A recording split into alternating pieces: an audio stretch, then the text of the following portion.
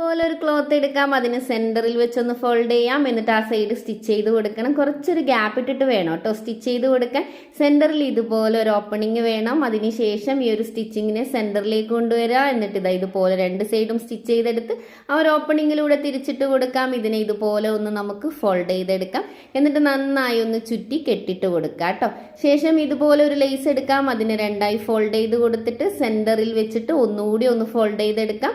എന്നിട്ട് ഇതുപോലെ ഒന്ന് കെട്ടിട്ട് കൊടുക്കാം. രണ്ട് പീസ് ഉണ്ടാക്കിയെടുത്ത് അത് രണ്ടും ഈ ഒരു ബോയുടെ മുകളിൽ വെച്ച് ഒന്ന് ചുറ്റിക്കൊടുക്കാം. പോളൻ എടുക്കാം. എന്നിട്ട് അതിൻ്റെ രണ്ട് പീസ് ഇതുപോലെ ഓപ്പോസിറ്റ് സൈഡായിട്ട് പഫ് ഷീറ്റിൽ വെച്ച് ഒട്ടിച്ചു കൊടുക്കാം. മുകളിൽ ഒരു ഫ്ലവർ കൂടി വെച്ച് കൊടുക്കാം കേട്ടോ.